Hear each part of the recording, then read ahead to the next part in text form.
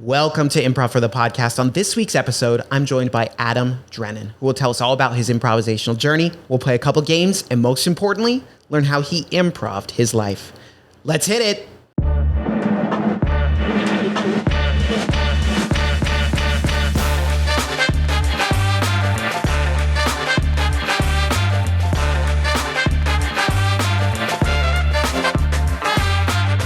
Welcome to Improv for the Podcast. I'm your host, Michael Lee Evans, and tonight I'm joined by the incredibly talented sketch comedian, engineer of software, the talented Adam Drennan.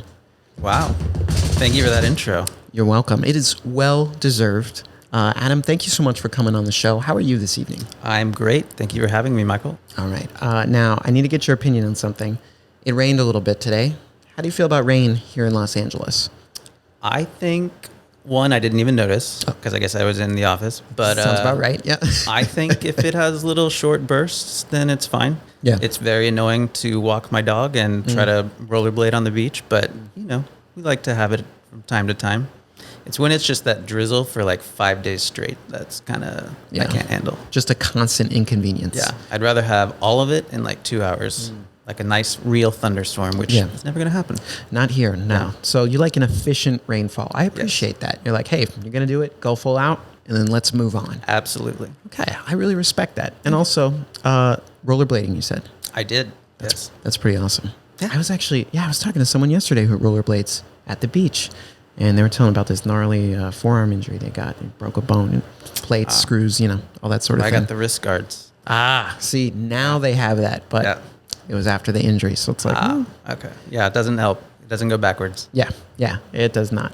All right. Well, Adam, as we're getting started here, I'm wondering, what's your relationship to this old place, IFTP? So I joined IFTP about a year ago. Okay. It's pretty close. Happy anniversary. Thank you very much. So as you mentioned, I'm a software engineer, and I was just kind of looking for something creative to do, mainly because a lot of my hobbies here are outdoors, just something indoors that's different. Yeah. And I've listened to a lot of improv podcasts over the years and kind of enjoy it and thought I might be okay at it. And so I looked around at different places near me. I live in Santa Monica. Okay. And I stumbled across this one, IFTP, because I heard it was the friendliest. And since it is mostly an outlet to be social and goofy and fun.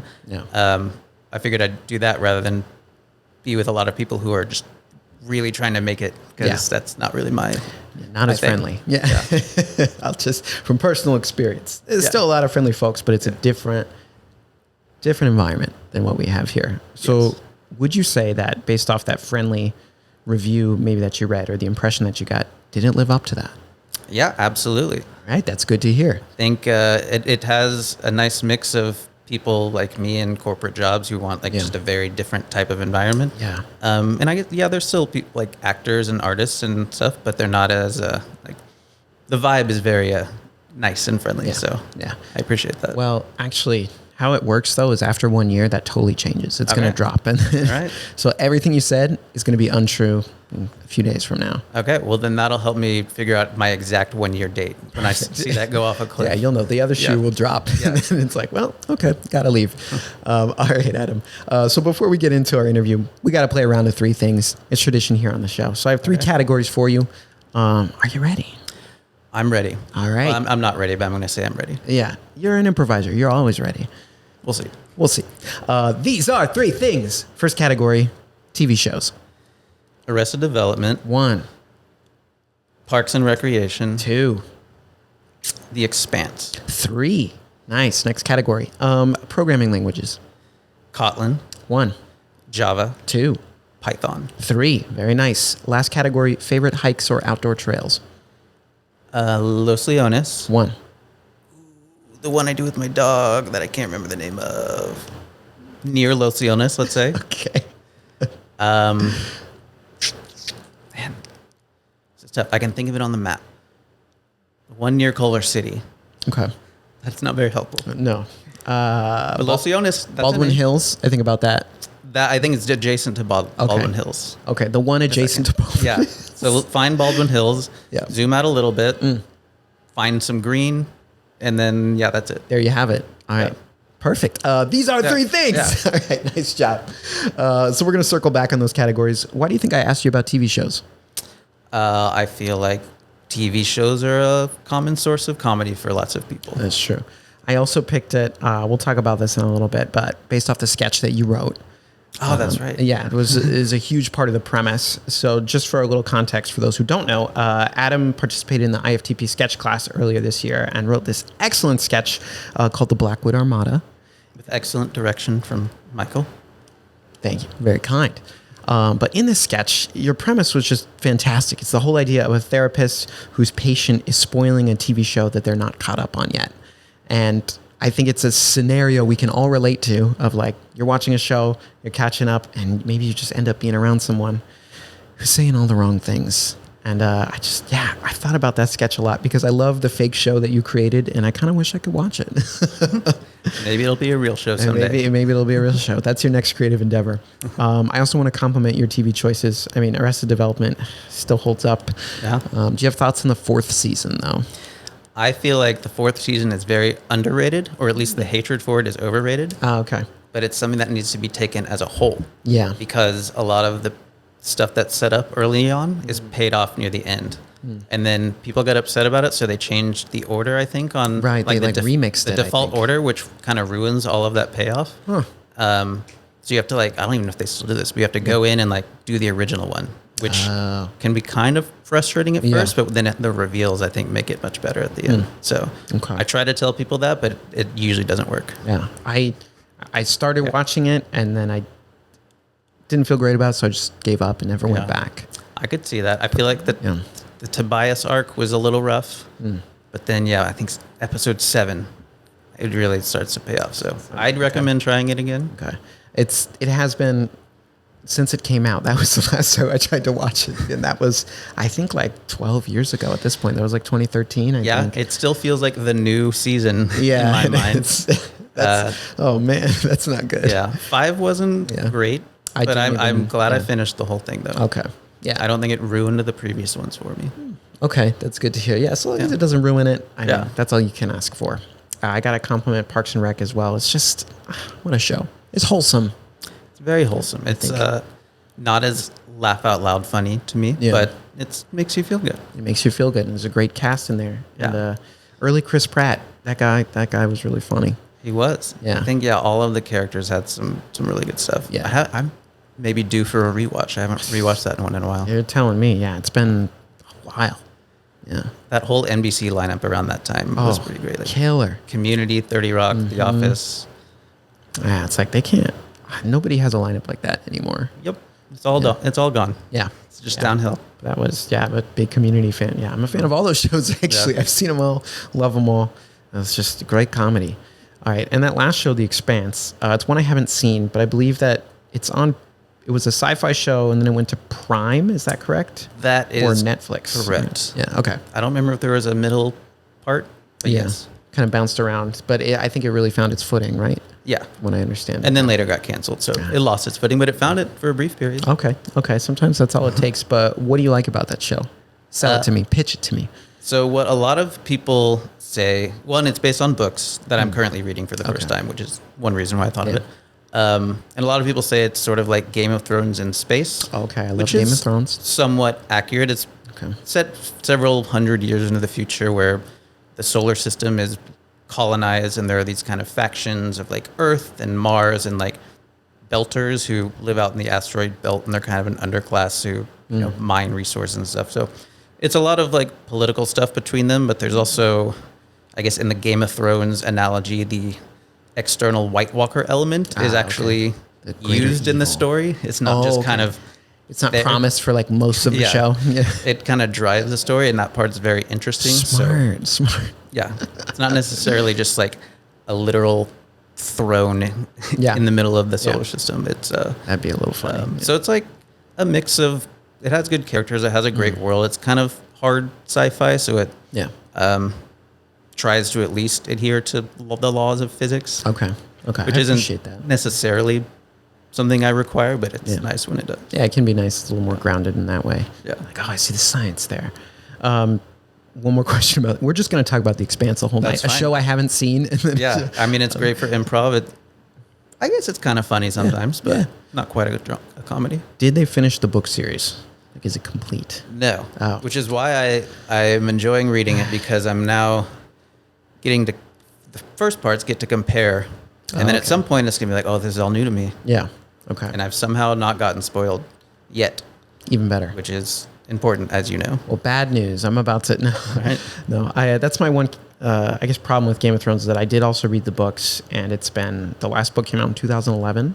It's been 14 years, and I feel as though George Martin, he just got a little too popular and got too busy with other creative projects, and kind of wrote himself into a corner, and yeah, we're just left hanging. I don't believe that there will ever be another book. There will probably be some fan fiction that'll Yes. replace it in the canon. Yes, but what can you do? That could be you. No, it's too long. Those books are there's thousands of pages. I'm good. Maybe this one will just be 50 to 75. Real short. Yeah. It's just a little novella. It's just really wrap it up, nice bow, and then be like, and that's how the series ends. I think, well, someone has to try. Exactly. I'll think about it. All right, moving on to our next category. I think we already know, but want to ask you about programming languages. Let me think. Okay, give me like 10 seconds. Okay. I'm gonna go with because I'm a software developer. Is that right? No, not even close. Shit. Yeah. Shit, am I allowed to say that? You are. Shit. Awesome. Yeah. Yeah. You can. Oh, yeah. Totally good. Shit. Shite. Ooh, I don't know. Just throwing stuff out there. All right. So of those three languages, gosh, the first one you listed started with a K, I think. It did. I'm not familiar with that one. I know like some basic. I'm in IT, not computer science, different field, but I have a vague computer science background. It's like Java, Python, the classics, C++, all the good stuff. But you're getting some languages scary. Yeah. So Kotlin is basically like Java, but way easier to use. So if you are not a software person, let's imagine you want to write to your friends, but you have to write like a lawyer with tons and tons of boilerplate words, and just it all ends up being about 5 times as many words as you need to get your point across. And then Kotlin is like you're writing a text message where it's just very efficient. You can still get all the meat of it in there, but you don't have to do all of this ceremony around it. So it's just much nicer to read and write. I like the sound of that. It seems you value efficiency both in your weather and in your programming. Yeah. Which is kind of the point you want. Really everything, I guess. Efficient code, right? Yeah. So, okay. And my eyes glaze over if I just read a lot of nonsense. If there's just too much there. Yeah. That's why I didn't can become a appreciate lawyer. that. Yeah, because it's all jargon. Yeah. Oh, goodness. All right, last category. Why'd I ask you about hikes? That's a good question. Yeah. I feel like I've mentioned hikes. Have I mentioned hikes? I can answer it for you. I feel like I should come up with at least one good guess. Okay. Because we're in LA. Because we're in LA. That might be part of it. But I went on your Facebook page. Oh, I have a Facebook still? You do. Okay. So usually what I do in preparing for the show, just to get just the smallest amount of background info, I just love to comb, I go on LinkedIn, I go on Facebook, Instagram. I just scope out every social media platform, whatever I can find, and it's just fun to see what little details. So most of your stuff on Facebook is like a decade plus old. It hasn't been touched, but a lot of photos of you on mountains and things like that. I believe, if I remember that, the one is probably one from Norway, which was a fantastic hike. Yeah. And it was called Preikestolen, which I do remember the name of. Okay, Preikestolen. It was in one of the Mission Impossible movies, but it was absolutely gorgeous. Okay. That's a good sell. I have not been to Norway, but I would definitely like to. A lot of those Scandinavian countries. I really want to go to Denmark. I went there. I did not hike, but they're just biking around everywhere. That's really all you need. Cool. Yeah. I want to go to, very specific, the Lego house there. It's like a giant lake. Well, that's where Lego's from, Billund, Denmark. I didn't know that. And then, I used to work at Legoland. It's the whole thing. Okay. But I was more of a Connects kid. Oh, really? Yeah. I don't know if they were cheaper or what. That's just what my parents bought me. There's no such thing as a Connects kid. You might be the first one. Ferris wheel? Come on. They're a little more scientific, I would say. Connects. Right? Okay. I think so. Than Lego. Because, I feel like Connects was... It's like geometry and architecture, and there's a little more to it than that. A little more engineering. Yeah. Mm-hmm. So maybe that's why. Like a Ferris wheel, you could build that a leg up too, of course, but Connects is perfect for it. Absolutely. All right. Interesting. Thank you. I agree. That's very interesting. Connects kid on the show. It is interesting to me. Right. I was thinking about Connects. Well, I haven't thought about them, but now I am. Cool toy. All right. Yeah, so that's why I asked you about best hikes. Okay. And I really fumbled that, so I apologize. It's okay. I love that you're like, where I take my dog.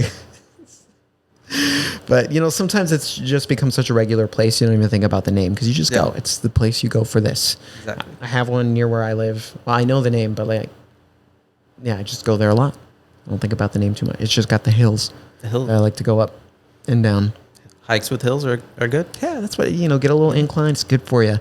Yeah. Yeah. But then the down, it's not fun going down. Yeah, there needs to be a slide at the top of all of them. It really should. It's a missed opportunity. Yeah. That would be a lot more fun. I think more people would go on hikes if they could do that. Yes. I climb a hill and I get to go on a fun slide. I'm in. And it reduced the congestion on the narrow paths. Mm-hmm. Those awkward moments where you have to say hi to someone on the trail or that person with the Bluetooth speaker. I have not run into that. No? But that sounds maddening. No way. There's always one guy. It's always a guy who just loves Bluetooth speaker on the hiking trail. And I have no problem with you listening to music. If you have headphones, do the hike how you want to do it. But the whole natural ecosystem out there does not deserve to hear whatever you're blasting. I 100% agree. I even agree on the beach, which I feel is probably more acceptable. But I think everyone should just have the headphones at all times. Yeah. Just like us right now. That's true. That's true. Yep. See, we're being respectful with our podcasting, even though we're speaking out loud. But we're not doubling up the sound. Yes. Yeah. All right. So, Adam, we got to talk about the real reason we're here tonight. It's not hiking. Okay. It's not colon. It's not colon? Colon. There it is. Colon is a part of the body. Colon. Cotlin. Or Cotlin. Cotlin. Okay. Well. Kotlin. I've learned nothing tonight. That's all right. And it's not Parks and Recreation. But I want you to think about, Adam, the first time in your life you heard about, learned about, saw, experienced, whatever that was, improv.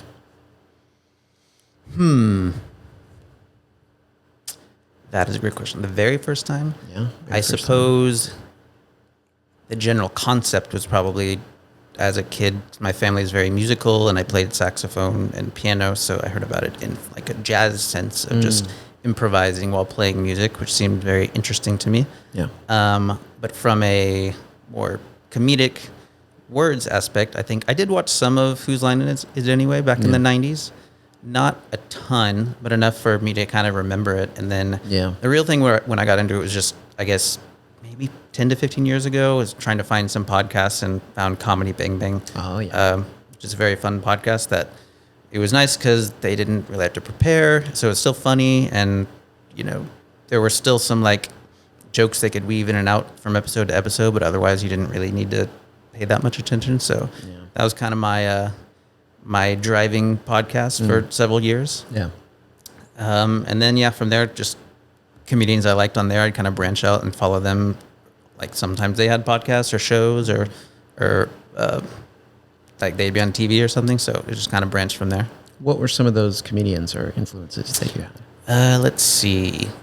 I enjoyed seeing Jess McKenna and Zach Reno. They had a musical improv podcast. Yeah, Zach Reno. Yeah. So I saw them live a couple times, and then I've seen Baby Wants Candy. I've seen them or Magic to Do. I think they perform with some of those groups sometimes. Oh, I've heard that. I haven't. I think they're on Dropout or something, which I haven't watched yet, but I've heard good things. Yeah. And then a lot of other ones let's see, Carl Tart, Matt Besser, I guess, who is more famous as an improviser, but Drew Tarver. Okay. And it's been a while since I've first listened to these. So John Gabris.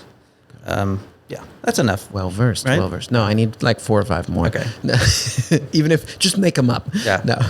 Okay. Very cool. So you got deep into improv podcasts then. Yeah. Yeah. Because I'd say Comedy Bang Bang is the gateway. Mm-hmm. I feel and then from there, you get into everything else. Honestly, I guess the one I listen to most now is Hollywood Handbook, which is very difficult to describe or even recommend. But it's fantastic. It's difficult to recommend, but I like it. Yeah. That's a fun pitch. I think you saying that makes me more intrigued. Okay. Yeah.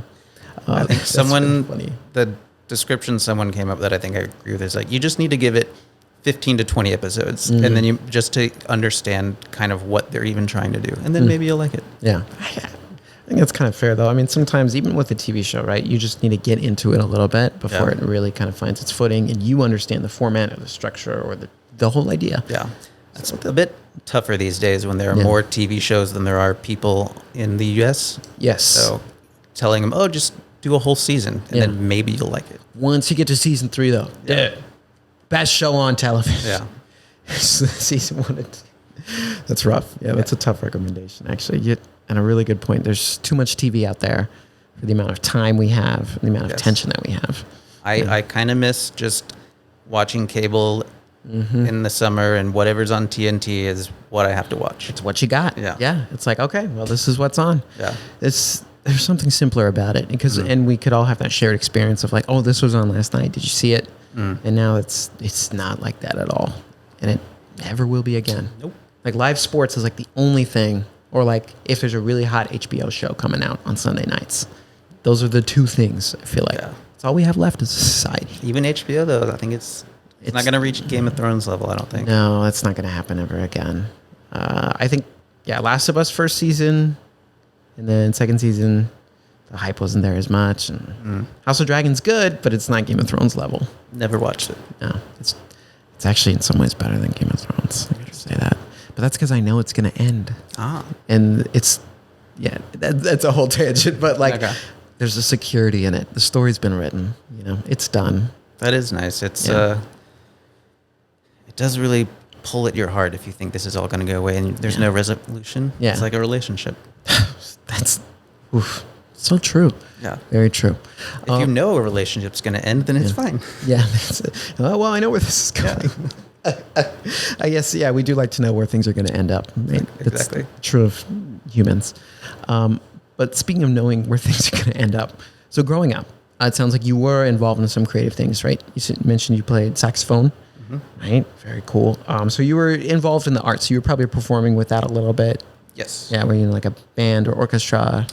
I was in band. It was kind of my main thing, I guess. So I did a lot of like the contests and all-state and I guess I never played in like a rock band or some outside thing, but I did like the jazz band at school and all that until I got overloaded and like finally confronted my parents. I was like, no, I want to do track and cross country. I'll still do regular band, but it's not taking over my life. Yeah. It's too much. But that and piano were pretty big parts of my life growing up.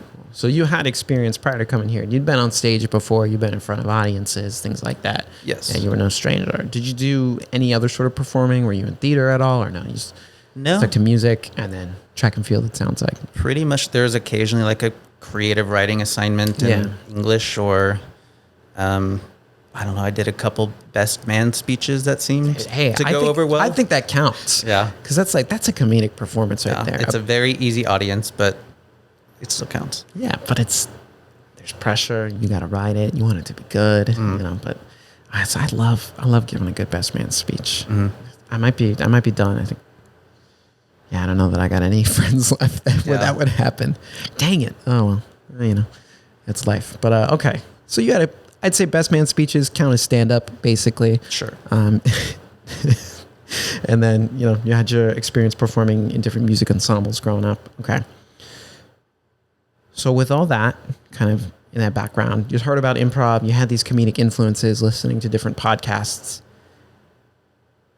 You ended up deciding, you were doing your career working as a software engineer, but you ended up here. You said, I got to find something. You said it's an indoor activity because you mentioned lots of outside hobbies. I imagine maybe hiking, other things are part of that. Yeah. Hiking some, a lot of beach volleyball, rollerblading, and some like pickleball. I played spike ball the other day with people who aren't a professional team. Which I guess I realize everything has a professional team in LA. Yeah, these days. But it was fun. Yeah. I like spike ball. I've only played a few times, but yeah, me too. Yeah. They were patient. I'm pretty sure they hated us though. But come on. But then it's like, December comes and then we had that period with the rain that I told you I hate. And it's like, I have no hobbies now because Yeah, you can't I do stuff do. outside. Yeah. Okay, so you were looking, you were searching, and what made you land on improv specifically? I think because a lot of the podcasts I had listened to, I found myself sometimes sort of anticipating what they might say or like how they might take it in a certain direction. Yeah. And I thought based on like hanging out with friends that I might be decent at it. Yeah. But also because the type of communication in like at work is very structured and formal and similar to like a lawyer. It's like all of the words, each word is important and you need to make sure it's correct. And it's just very rigid. Yeah. And so it seemed like a way to be more free flowing and just kind of think on my feet, and just be fun. Yeah. And so I figured I'd try it. And then if that didn't work, I'd try something else. And also I grew up in Oklahoma and then lived in Texas. So it's like, well, what's kind of an LA specific thing that I can do? So There you go. I know they got some improv. I know at least down in Austin. yeah, I actually did see some in Dallas that was Okay. pretty good. But it was one of those things, all of those niche things had like 10 people rather than the hundreds that Yeah, are in here LA. there's tons of stuff every weekend. You can Yeah. basically turn around and there's an improv show happening behind you. Improv, stand up, some sort of comedy happening. Okay, very cool. So you landed on improv. You found IFTP because we sounded like the friendliest, and you started. So whose class were you in that first month you signed up? I was in the King's class, Matt Moore. Matthew Moore, yes, Monday night. King of IFTP, as he's Yes. known. I think he loves to be referred to as my liege, your grace. He'll take either of those. What were your impressions like, kind of those first couple classes when you showed up? I thought the first few were really fun. Yeah. I guess, actually, I'm trying to think. There were some subs my first few weeks. So there was like Jamie there, some. Yeah. Maybe a couple others, but it was good. Like I thought I had at least one decent scene the first few times. Nice. I think there were lots of things that, like, obviously it's easier when I'm listening to a podcast to think in my head, Yeah. oh, this is what they should say, rather than like I have to be up there like doing stuff with my body and think of it. And then like, you know, the asking questions was a difficult thing to kind of stop doing. Yeah. But it was fun. It wasn't like I wasn't very nervous or anxious about it, and it was a beginner class, so there were other people who like didn't know all the rules, quote unquote. So it was just kind of a welcoming sort of slow ramp to everything. It was a good introduction. You kind of got settled and you're like, okay, this is fun. You know, I kind of got the hang of it. So I got to say, I think it takes a lot. Like, I think for a lot of people taking a class like this, especially if you haven't done improv before, it's a big leap because you're saying, hey, I'm going to go to this class. I'm going to have to get up in front of people and just make stuff up off the top of my head, which, you know, not everyone is willing to do that. Yeah. So what do you think? Was that something, were you afraid of that at all, or you just didn't care? Not really. Maybe initially. And I was, and am still sometimes kind of afraid of like ruining someone else's scene. But in terms of just saying something dumb, like, I guess it's just easier to think this really doesn't matter at all. It doesn't. So, it's not that serious. I think a lot of times like doing something dumb confidently ends up being better than doing something or like kind of being half-assed. Yeah. Sort of like how I'm half-assed looking at the camera and, you know, I'm sure that's going to look great. It's going to look awesome. And so, and yeah, because like for me, there's no like end goal to make it onto SNL or anything. I'm not super worried about being. There's not like dumb. pressure on this. Yeah, you can show up, learn something new, have fun, meet some cool people. Yeah. And it's not like, you're not like, Lorne Michaels, please. Exactly. I'm right here. I'm at the beach. I mean, if I have a bad night, yes, I do cry for the next few hours, but I usually get over it. As you should. It's a performer's curse. Yes, Yeah, exactly. that car ride home can be brutal. I've been there. You know, you're just sitting in that car. You're like, why did I do that? Such a stupid thing to say. Yeah. It's like every night. No. I'm more of a leg puncher than a head puncher. Yeah, that's good. That's probably better for you, Sometimes. honestly. I do have knee problems, but Oh, so maybe not. It might not be I'm going better to for say you. they're unrelated. Okay. I've had a traumatic brain injury, so I probably shouldn't do that. That's fair. Yeah, I'm not trying to have two. Exactly. Not a good idea. Okay. Insurance only covers one. Yeah, exactly. Yeah, everybody gets one, and then after that, you're in trouble. All right. So you take that first month of classes. You're like, okay, I think I had a good time. I showed up, did some scenes, learned some things. I think there's a decision that happens for everybody who comes here, right? You come, maybe do a month, 2 months of classes, and at some point you decide, hey, I think I want to stick with this. What do you think that point was for you? Because you're here almost a year later, you're still taking classes. What did that look like for you when you decided you want to be around longer term, let's say? I think, I'm trying to remember if there was a specific point. Yeah. But there was a realization that there were times I could show up kind of in a bad mood and I would still be in a decent mood by the end of it. And unlike some other endeavors, I've tried, like, I like to write music some, but I like having some structure or end goal to it. Whereas this, like, I would like to do shows sometimes, but I just have fun without needing all of that. Yeah. So it's a hobby where I just have fun doing it, but there's still a lot of room to get better at it. Yeah. And there are probably limits on how much I want to put effort in to get better. But Yeah, sure. it is nice to have both just the immediate fun for the night and also just thinking, okay, here's what I can try next time. And it definitely filled the void of indoor hobbies. Yeah. And since I am doing Monday nights, that is a soft landing into the work week rather than a hard one. Yeah. So, yeah, that's good too. yeah. I think probably a nice way to kick off your week, like you said, it could definitely be a mood booster. I remember I started here as a student, and I'd take Wednesday night classes. I'd be like, middle of the week, I'm dying out here. And then I'd show up, I'd have a great time. Even if I was tired, it didn't matter, because I just had 2.5 hours to do something else entirely different. Yeah. And have a lot of fun. And it just kind of reminded me of being a kid and being freer in a way. So it's kind of unlocks aspects of my personality that sometimes I like. Yeah.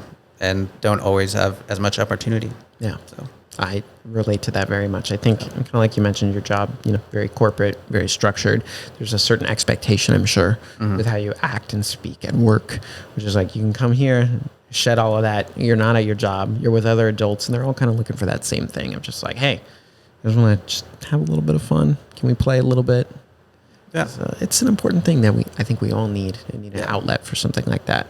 And the group is also like people in their 20s and their 60s. So I think that's one thing I've liked is finding hobbies where I think, I can like keep doing this as I get it's older. a wide age range, and you're like, I can't be too old to do improv. Yeah. And I'm gonna be like, my knee, something like that. Yeah, which I think is good. And it seems like, now that I'm thinking about it, you mentioned sports as well. You like social activities. I mean, fun, play, because I like sports is a great one for that too. It makes you feel like a kid, the competition of it. Yeah. And I think I can get similar feelings from doing improv as well. Less of a competition, though. Of course, you got to try to be the funniest, right? Absolutely. That's the most important part of improv. I keep score. Good, man. That's how you should do things here. Thank you. So remember, everyone, the important part of improv is to be funnier than everyone else. I said I liked it here, that it would be the friendliest, just because it would be the easiest for me to take over and make it much more smart. I like that strategy. Elbow. Is that term? Elbow cutting. Yeah. I don't know. You're like cutting out the competition. You're cutting them. I don't know. Just being You're working your way to the top. Being a dick. Let's just say that. Like every class I show up and I think, who am I going to embarrass tonight with how funny I am? Exactly. That's the right attitude. That's what we like here at the studio. We need more of that. I appreciate that. Yeah. Okay. So thinking about, you've come a long way in about a year since you started. How do you think you've grown as an improviser in that time? I'm trying to think how I was back in the day. Yeah. I think some things that I had and still have trouble with sometimes are just thinking about being a character who has a point of view as opposed to just thinking of fun little ways to move the scene forward or something. Yeah. And also taking more initiative in a scene idea or clap-ins or things like that. Obviously, it's still work in progress, and sometimes I go back to my general attitude of just being myself with some little one-liner or something. But yeah, I think I'm at least more willing to try type of stuff and try to think, okay, how does this build the overall thing rather than just some word association thing that sometimes is funny and gets laughs, but it doesn't always, move the scene forward as much. It's not as constructive as building something right with your scene partner. Yeah. Yeah. And so I think that's something I could continue to try to work on. I'm absolutely naturally horrible at like characters or accents or space work or even just regular body language. I think that's why I like the podcast element. I think it's sometimes I'm realizing like I've labeled myself as that in the past. It's like, well, okay, again, I'm not trying to become a professional. I can still do passable work at some of those things. Oh, yeah. Okay. Yeah, and I think it's an interesting observation to think about. I think characters, it's like there are some folks who are like, they do those characters, right? They got all the voices and things like that. But I can also appreciate, I think, to your crowd, like the style of improviser who just brings himself to everything. And we don't need everyone to be the wacky, like, like if everyone did that, it'd get a little tiring. You know what I mean? So I think it's like, what kind of improviser are you? And I think you're honing that right now. That's what you're learning. Even space work too. Like, you can get away with a lot in space work in terms of just like, like, of course it's cool when it's like clean and sharp, but improv is also a sloppy art form, which is part of what's fun about it, is that it can just be a little messy too. Yeah. Yeah. Which I enjoy. I agree. Yeah. Yeah. That's a big thing. So I know you started in Matt's class. Have you taken classes with other teachers here? Or just mostly? Yes. I am now in Ava's Monday night class and have been doing that for 3 to 4 months, I think. Nice. And then you've probably had some other subs in there too. Yeah. Yeah. Okay. Probably tomorrow, because I guess is it this weekend or she's getting married or not? Oh my goodness. Yeah. Well, congrats to Ava, friend of the show. Yeah. Just dropping personal information. No. Yeah. Yeah. Sorry. No, that's amazing. No, you're good. You're good. Totally fine. Ava's been on before. Okay. Yeah. Wow, that's really cool. I got to get back. So Ava's class. So Ava's class. Yeah, that's really exciting. So you've had that class too. You've had Matt's class. And I know Ava's class on Monday, that's not, I guess all the classes here at IFTP, they're usually like mixed, like experience level. Mm-hmm. Is that class, would you say, a little more advanced than the other Monday night class? Yes, overall, I think. I mean, at least when I was in Matt's class, it was beginner friendly. Yeah. Which is nice. But I think people in Ava's class have kind of been together for a while. Yeah. And so there's less explaining a lot of the things.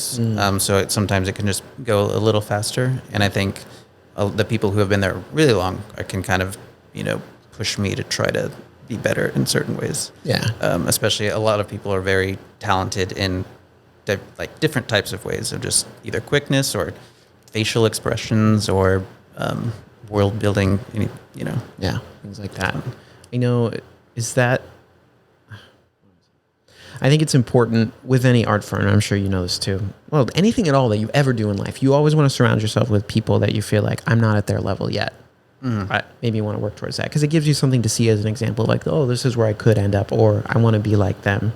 Not that you have to imitate them, but like that level of skill, you want to get there, which I think is helpful, right? It makes you better.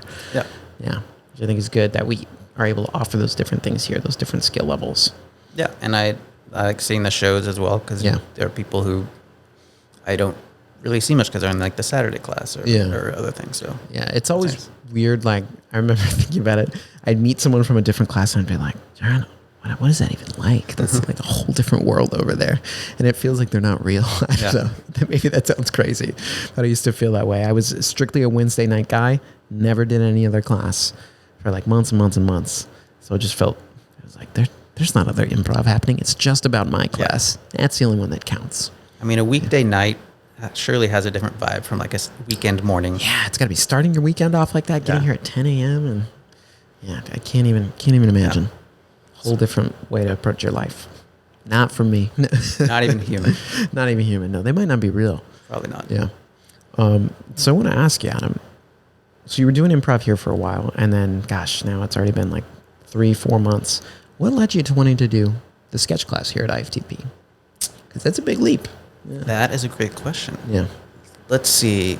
So I had done the stand-up class Yeah. a while ago, maybe in like February. Okay. And I enjoyed that because although I liked the part of improv where I could just kind of show up and it'd be fun and then I go home, I did enjoy stand-up where I could, think about ideas while I'm driving or, have something to write and there's a goal, sort of like the music thing that I had mentioned. Yeah. And so it was a decent balance of that. And I saw a sketch, and a lot of the people in the Monday night class had done it before or were going to do it. And so it seemed like a good opportunity to try it. And I'd never done anything like that. So I figured, why not? Yeah. All right. I want to rewind real quick. So tell me just a little bit about your experience with stand-up. Was that your first time doing it? Yeah, other than, of course, the wedding speeches. Right, my mistake. Which I got booed horrendously for. Oh, well, that's their loss. Yes, exactly. One of them, actually, they did get divorced, and I felt like it was my fault. So, sorry, guys. No, I can't blame the comedian. Yeah. Yeah. But, yeah, I'd never done anything like that. I guess I watch some stand-up and enjoy it, but it's not always my favorite. Yeah. Sometimes if I see local shows, things can kind of be repetitive. Yeah. And of course, it's something that always seems like people say it looks very easy because it's just kind of one person talking. Yeah. But it was fun trying to figure out, again, like thinking things in your head is very different from being up there and just simple things like how you hold the mic, how you're standing. I kind of recorded myself and tried to say something a few different times, which just wildly changed the tone. It's like, oh wow, there are 100 ways I could say this, and I'm not quite sure which one is right. Yeah. And then, of course, the other thing that is difficult is like once the material is there, you kind of hone it, and then you just repeat it, and you can't remember if it's actually funny. You're just like, gosh, I'm sick of this. These are just words at this point. Yeah. Let's hope we get some laughs. Yeah. But yeah, it was great. It was fun. And like, I think doing the actual show was helpful because there was like an audience who hadn't heard any of it before. Mm-hmm. Yeah. And that feels a lot better than doing your set again for the class that's heard it like how many times at this point. Exactly. You're like, is this the one about my dog or like whatever? Yeah. Yeah.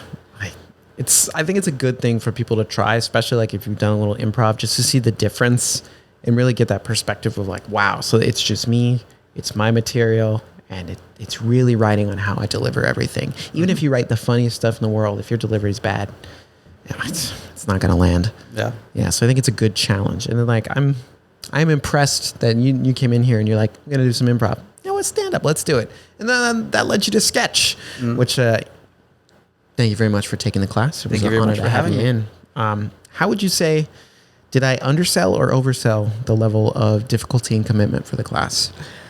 I think you probably sold it correctly. I think we all undersold how busy we were going to be that month, which was unfortunate. Yes. Because it was June. Yeah. So, yeah, I think I didn't really have ideas coming in. Yeah. And so I had never like written a script in terms of the, how you format it and the tools and stuff. So I was a little behind on that. Yeah. It's a lot to throw at you in the first week. It's like, hey, write a script. Here's some formatting examples. I don't have time to teach you this. So good luck.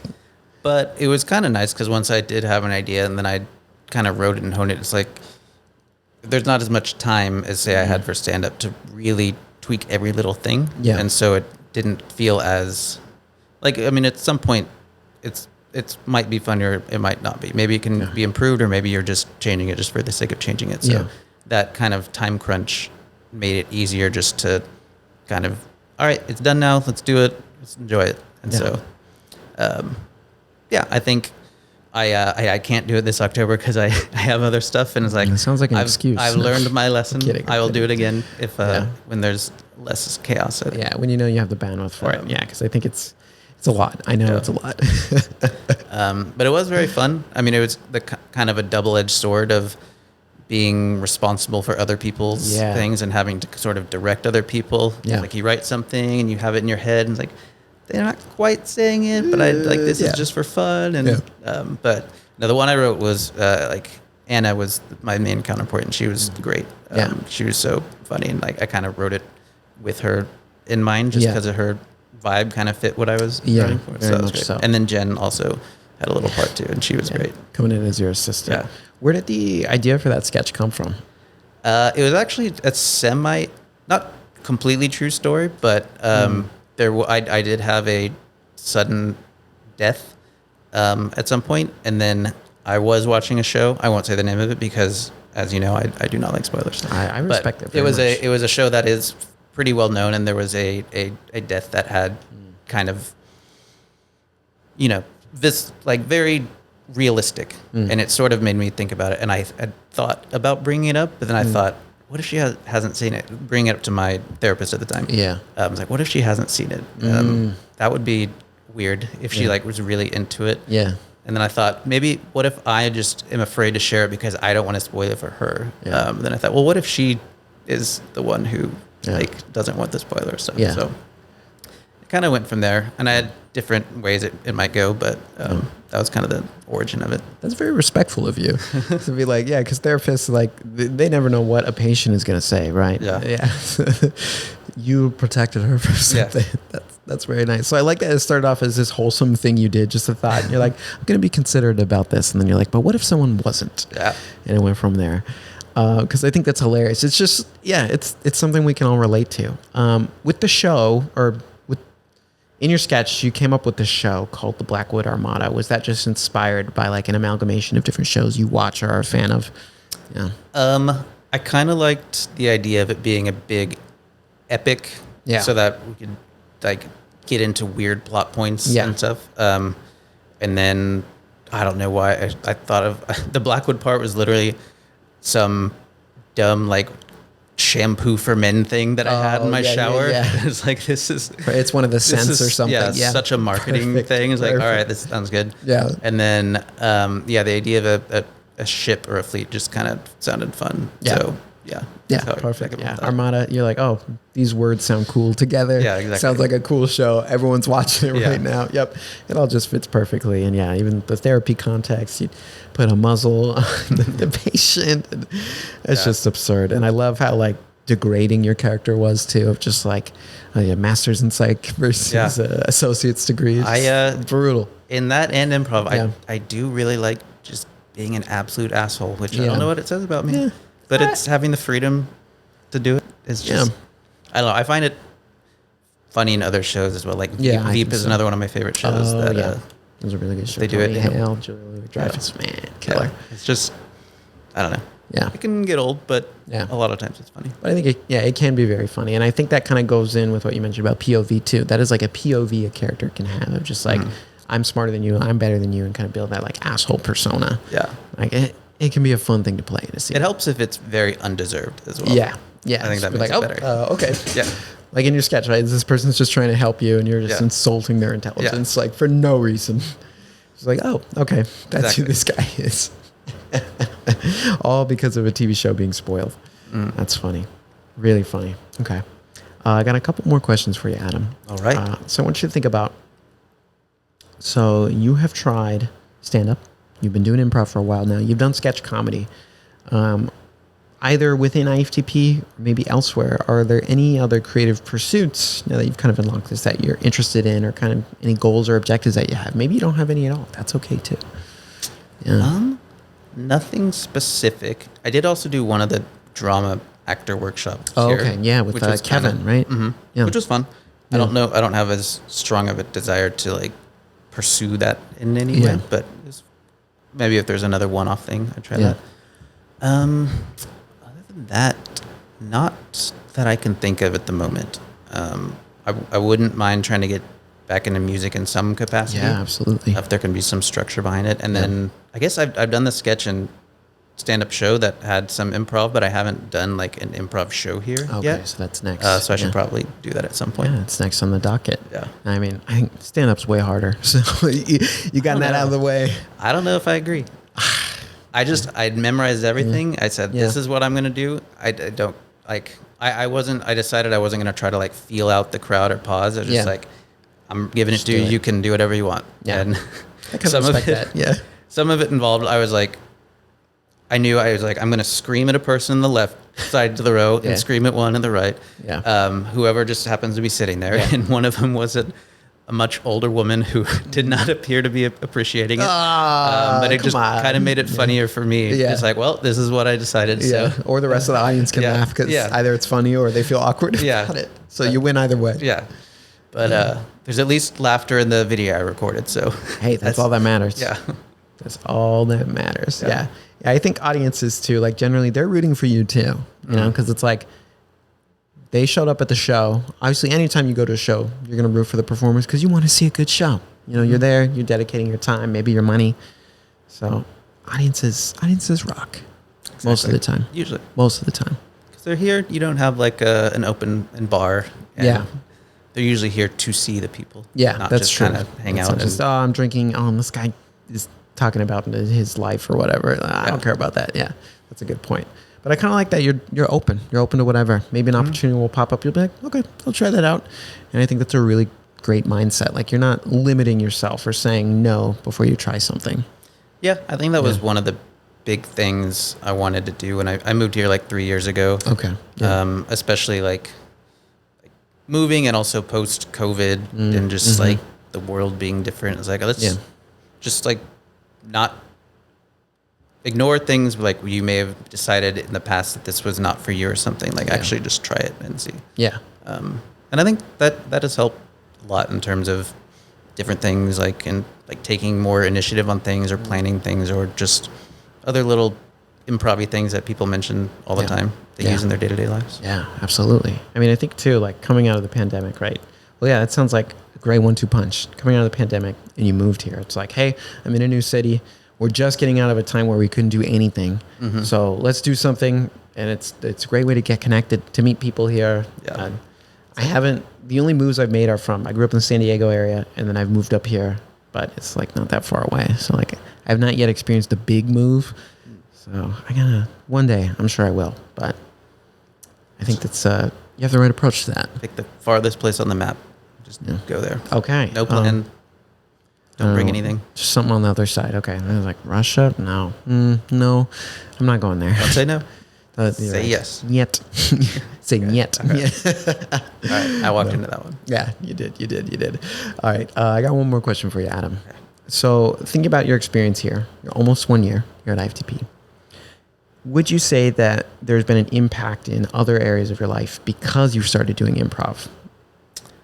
I think, touching on what I kind of mentioned, I think there are times when I kind of go into that mode a little more when I can, where sometimes with life and, work, there's just always stuff to do and things to plan and like just be very concrete and, adult. And kind of just remembering that it's more fun a lot of times to just be dumb and not care and just doing that in other situations where sometimes it doesn't work, sometimes it does, but it also just does not matter. Yeah. And so, just taking certain things less seriously with either, with friends or just with people in line or something like that.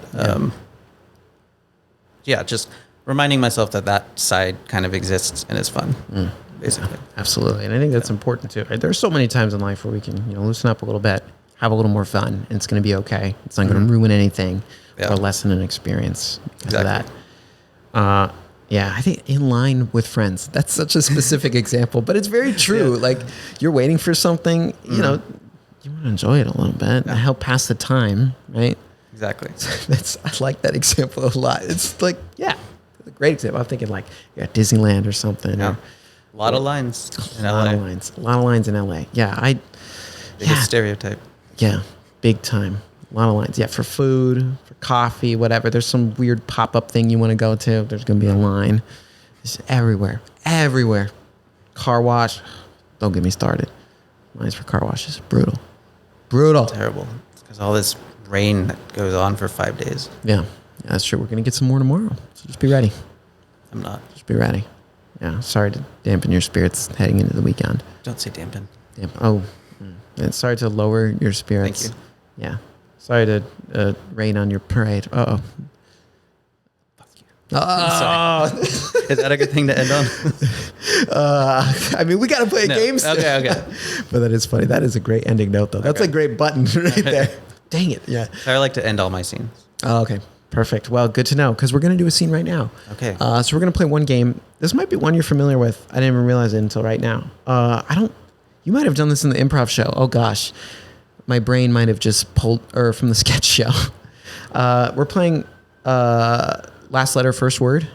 No, I did the read from a book. Oh, perfect. Yes. You did page to stage. Yes. I didn't realize that until right now. I was like, wait, I placed you in that context. And I was like, oh man, it's just one of the best games. We haven't played on the show for a while, like probably at least like 20 plus episodes. Okay. So it's just one I like to come back around to because it's just a hit. It just works. Can you remind me? Yeah, so absolutely. So I'll have you start. You'll give the first line of the scene and I have to listen to whatever the last word of your line is. I pull the last letter. That's going to be the letter I use for the first word of my line. Okay. So if your line was fuck you, last letter is you. Under what context? Or I don't know. Yeah, I'd say something like that. And then we'll just go back and forth until I black us out. Okay. I'll give us some context. You know what? Give me a location, Adam. The beach. The beach. You would pick the beach. All right. We're at the beach. This game is called Last Letter, First Word. Lights up. Man, the beach is really crowded today. Yeah. I guess we should have gotten here earlier on Labor Day. Yes, the tourists are just driving me absolutely insane, and they don't know any of the beach rules. Starting with rule number 1, don't leave your trash in the sand. Duh, that is so obvious. Doesn't even seem like you need to know anything about the beach to know that that is a common courtesy rule. They also just piss right in the ocean. Now, in all my years of going to the beach, I have not once gone to the bathroom in the ocean. Not number 1, not number 2, not even number 3. I hold it. I am respectful. Look, I respect you so much for that. It's one of the biggest things I respect you for, and that's why I appreciate you as a person and as my director. And I wish that we could just somehow bring this knowledge to these tourists from these disgusting places like Oklahoma. Amen. These tourists, they're landlubbers. They don't know what it's like to live on the coast, to be a coastal elite like us Californians. Say it again. Say it again. Now, these landlubbers don't know how to live like coastal elites, us Californians. And part of the team building exercise we're going to do today is that we're going to walk a mile in another man's shoes. We're going to live like Oklahomans. So, tell me how that works. Starting with your behavior here on the beach, I want you to engage in what these tourists are doing. I want you to take a leak in the ocean, throw trash in the sand. Damn. That's rough, but fair. Okay. I'm going to do double. I'm going to take the trash out of my pockets while I pull my pants down.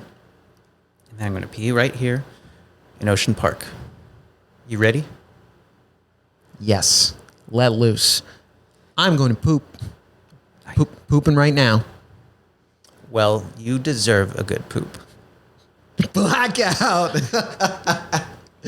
That's such a nice thing to say. Wow, what a great blessing to bestow upon someone. Thank you. I'm glad we had a very nice, uplifting tone to that. Yeah, absolutely. Even though we were slandering people from Oklahoma. Exactly. I have family there. Do you? I do. Where? Okay, this is going to be bad, but I don't know exactly where. Because I did just see them a couple weeks ago. They were in town. But I had not seen them for like 15 years. Close to Texas, though. Close to the border. Ardmore. Maybe. You want me to just keep listing Oklahoma cities? Yeah, it's not going to click. I cannot recall. There was a lot of family I saw, that funeral things. A lot of people came into town. Okay. So I can't quite recall. I know where the Texas folks live because I've been there, but I haven't been to Oklahoma. So I'm doing a bad job. I forgive you. Thank you. I don't know if they do, but I do. Yeah, they might not. I don't think they're listening also. Okay. I'm going to send it to them. Oh, no. Don't do that. I send this to all my Oklahoma brethren. Yeah. Well, there's like 12 people out there, right? No, there's more than that. Wait, did you live in the Handle? No, I lived in Norman, which is like 20 minutes south of Oklahoma City. Okay. It's a college town, so it's not quite your what you imagine Oklahoma to be. Yeah, a little more populated. Yeah. Wait. Okay, one more Oklahoma question. We're so off topic. Did you ever go to a Thunder game? I guess they weren't there till like what, 2006? 2006 to 8. I actually, when I was living in Dallas, my coworker had box seats, and I saw the Thunder play the Mavericks in a playoff game. Ooh, there you go. Where the Thunder destroyed them, and I was the only one cheering for them. Yeah. And I was respectful. I'm not one of those types of guys. Yeah. But it was nice. Yeah. That would be pretty cool. Yeah. Yeah. Yeah, to see your team come and play. Exactly. Yeah, they were really good. I mean, Russell Westbrook, James Harden, Durant. Serge Ibaka. What happened to Serge Ibaka? Yeah. What happened? I mean, wait, they just won, so never mind. What am I talking about? I'm like, wait, yeah, never mind. I'm a little over it now, yeah. Yeah, they kind of got like, and a bunch of bandwagon folks, I'm sure, too, and all that. Probably, although now we're like really hated, which is kind of interesting and cool. It's like you win one championship, everybody hates you. I'm like, no, I only start hating when they win 2 or 3, like in close succession. I watched the last game in Vancouver, and everyone was rooting for Indiana, which was interesting. Interesting. Pacers. All right. Yeah. I don't know. Pacers is a great team name. I don't know. That's it. Cool uniforms. Yeah, that's all I got. And the Indianapolis airport has a basketball court inside it where you can play while you're waiting at your gate. I did not know that. I've never been there. I have not either. I don't have plans to go. I don't either, but I've heard about it and I was like, that's pretty cool. All right. So if I ever, for some reason, am at the airport in Indianapolis, I want to hit up the court, just like shoot a couple threes, miss them all, and then get on my flight. I think that's a great idea. Yeah. Thank you. Thank you for supporting my vision. A lesson for us all. A lesson for us all. Yeah. Try things. Do them. But before we conclude tonight's episode, Adam, any last words you want to leave us with?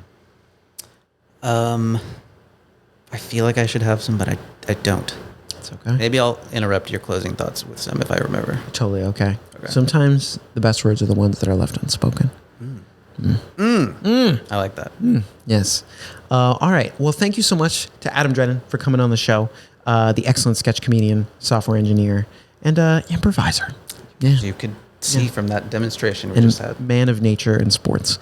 But as always, you can find Improv for the podcast anywhere podcasts are streaming. YouTube, your Samsung smart fridge, wherever you want to look, we'll be there. And as always, we'll see you next time with another great episode. But until then. Thanks. Bye. Improv for the podcast was created by Matt Moore and Michael Lee Evans. Edited and produced by Michael Lee Evans. And finally, presented by Improv for the People. Interested in more IFTP? You can visit us at improvforthepeople.com or on our socials, such as Instagram, TikTok, Twitter, and YouTube. Remember, new episodes are released weekly. Thank you for listening. We'll see you next time.